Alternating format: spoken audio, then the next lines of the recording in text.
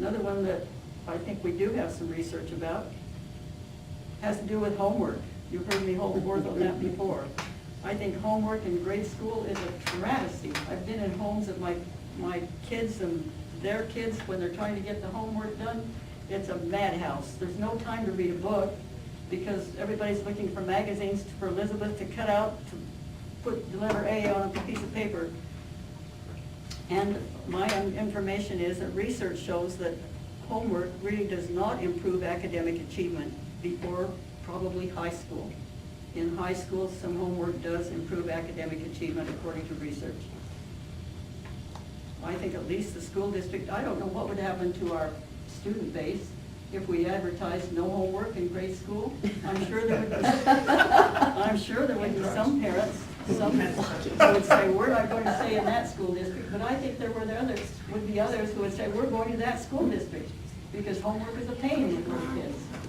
And I think it's pretty well acknowledged that competent parents, the children of competent parents do much better with homework. It's turned in and the homework is of much higher quality than children of non-competent parents. I think we could abolish homework up through middle school, maybe a little touch-up project or two in 7th and 8th grades, but not before that. Thanks, Andrew. Well, the next one has to do with math requirements. Again, you've heard me hold forth on this. I think raising the math requirements in high school is insane. I think it will come down to trying to teach quadratic equations to children who can't budget or figure compound interest. I think we would do much better if we would center on teaching children the math skills, because some of them have a very hard time learning math. Some of them have a very hard time making a budget or figuring interest.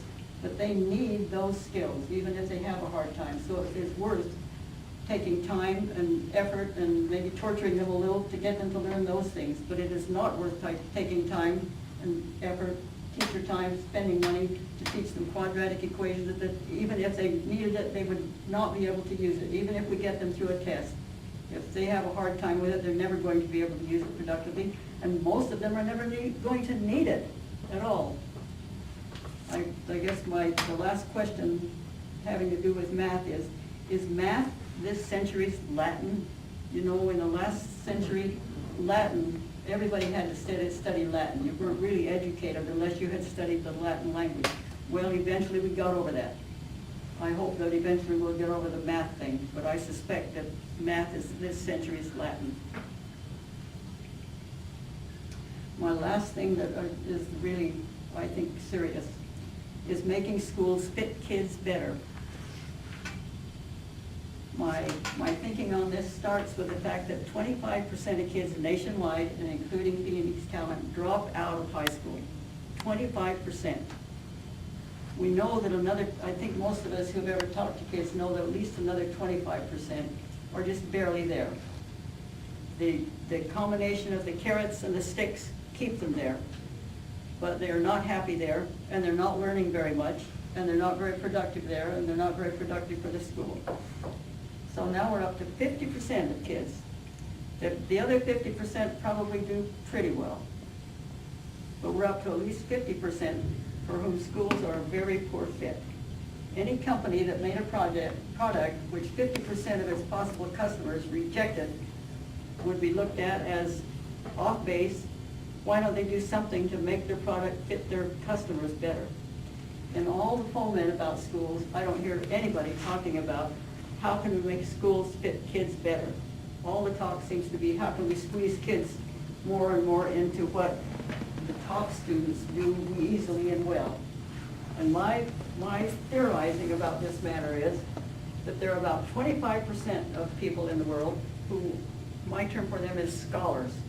My definition of a scholar is someone who values learning for its own sake, who values understanding things. Not because they want to do something with it, but they value understanding things. And those are 20%, about 20%, I think, of kids who really fit our schools well. Those are the A students who are just in there eating up everything they can learn just because they value learning. Those are the scholars. I think the other, probably 80% of people in the world, their motivation for learning is to do something. The baby sitting on the floor who wants to get over to the other corner and get a toy a little bit away learns to crawl. Not because he thinks crawling would be a great thing to learn, so he exercises his muscle, moves his legs. Well, this got me a couple of inches, that's good. He does it because he wants to get somewhere.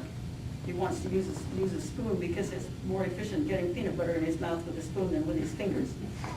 I think most people learn in order to do something. And I think if schools could get onto that track, find out what students would like to learn and teach that. If we asked all our high school students, what would you like to learn in school? Would you like to learn to build a boat? Would you like to learn to play golf? Would you like to learn to publish a newspaper? If we ask students what they would like to learn, then a whole bunch of stuff can be incorporated in that. You know, the students that want to learn to build a boat, there's physics, there's geometry, there's some math, there's some economics, there's some manual skills, there's some, you know, the screws, the tensions, the whatever. There's a lot of stuff that can be taught under that rubric. And we already see some of that with our FFA program. We heard the kids not long ago, they did a marvelous job of talking about water quality issues and water issues and the environment in which we use water and the questions and problems we have about it. We have that example. Earlier, we had more examples of teaching kids to do something. We had wood shop, we had welding, we had cooking. It's things that we've lost now. We still have a couple of things, and those are usually popular things. Kids like to do those things. If we could shift our whole school district onto that basis of finding out what kids want to learn to do and teaching them to do it. If they want to learn to play golf, there's trajectories, there's force, there's the muscles, there's anatomy, there's physiology, there's nutrition, there's a whole bunch of stuff that can be taught under that rubric. I think if we could get onto that, if the Phoenix Talent District could be a leader in that, we'd have students coming to us. We wouldn't, then that law would be in our favor. The law that lets kids transfer sort of willy-nilly. We could do that.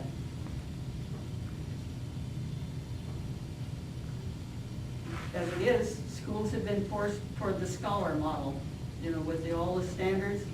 Those are scholar things. Those are, the idea there is, while you're young and you have time, we'll fill your head with all this good knowledge, because scholars who started schools, of course it was the original scholars who started schools, and they assumed everybody was like them. If we give kids all this wonderful knowledge, look, they'll have it. We'll put it in their heads, and if they ever need it, they'll have it. They just didn't cope, or it didn't occur to them that maybe everybody is not a scholar. Maybe other people have different motivations for learning. And I think it's time for us to recognize that people have different motivations for learning and try to move in that direction. We surely need to move in a direction that will keep more than 50% of our kids at least relatively happy and engaged in school.